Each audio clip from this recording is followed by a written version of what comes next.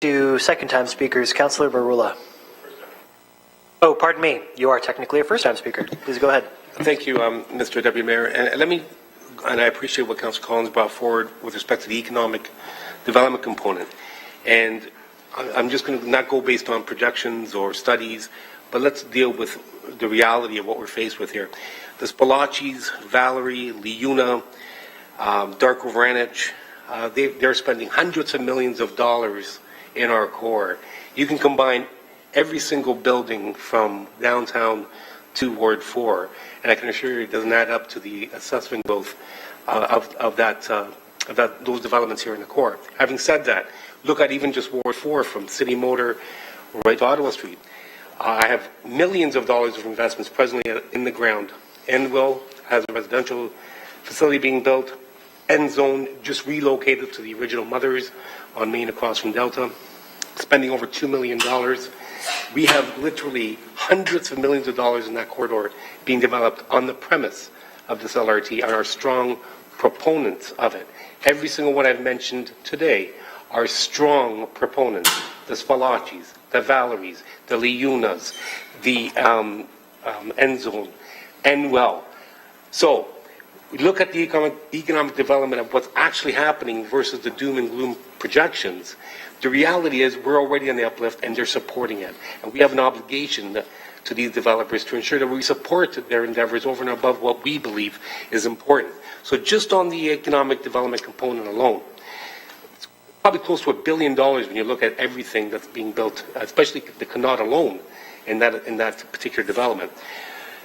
Now, looking at the economic development, when you look at the assessment growth and the shift that's going to occur, market value assessment, since amalgamation, we've all heard about the suburbs and how they're unfairly taxed, and it had nothing to do with amalgamation, it had nothing to do with city council, and it had everything to do with market value assessment.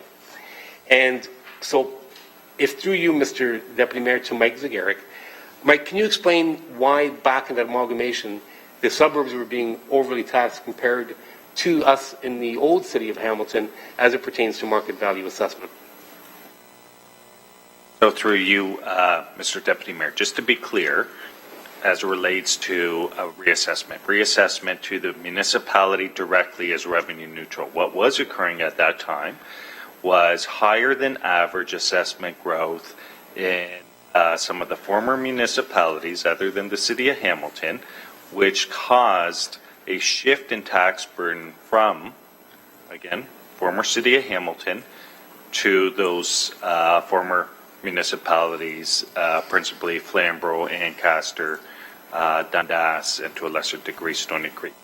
What we saw over the last reassessment period, to which 2016 is the last year of the current four-year cycle, is we actually saw a bit of a reverse in that wards 1, 2, 3, and 15, continuing with 15, but 1, 2, 3 had higher than average assessment growth. Consequently, there was a shift in tax burden to those wards. Specifically in wards 1, it was 0.9% higher levy impact.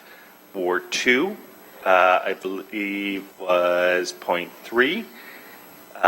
And I might be slightly off. And in wards 3 and 15, again, slightly higher, somewhere in that 0.1 to 0.3 range. So again, going back to post-amalgamation, higher than average reassessment impacts in the former municipalities, most recently, higher than average reassessment impacts in 1, 2, 3, and 15.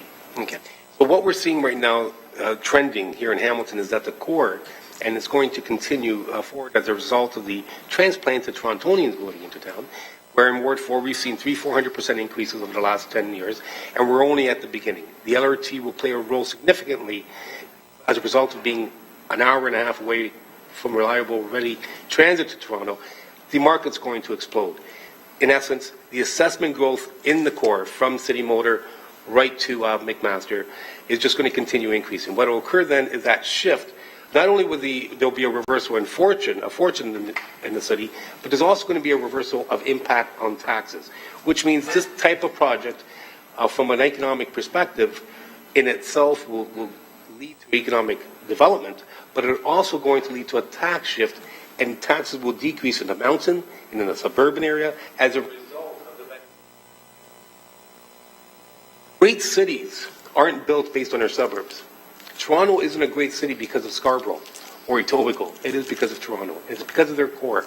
The same is happening with Hamilton now. And we're just on the cusp, and this type of project is a catalyst to that continued success. So, in essence, a support for LRT is a support for lower taxes in the suburban area. And to not acknowledge that is not acknowledging the reality of the issue, particularly when the province is investing that particular money. Also, the infrastructure renewal component. I met with staff, as I promised.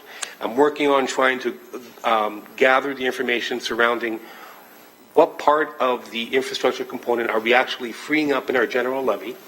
And that amount of money, whatever we do free up, which we will be able to free up, will now be allocated to the rest of the city. So in essence, we can expedite a number of projects and mitigate the $3 billion infrastructure deficit that we are presently carrying. So when you look at the economic developments, the current, based on the premise of this LRT, and I'm speaking directly from these investors, literally almost $1 billion that's being invested on the premise of this LRT being built, coupled with future investment. You can't rely on studies and projections based on theory. I'm talking facts and based on people who put their hard-earned money on the table based on this being built. And I say we have a responsibility to respect that investment that they've made on the premise that we are building the LRT. And I can assure you that all of those people are listening, and they all will be contacting you about this project. Thank you.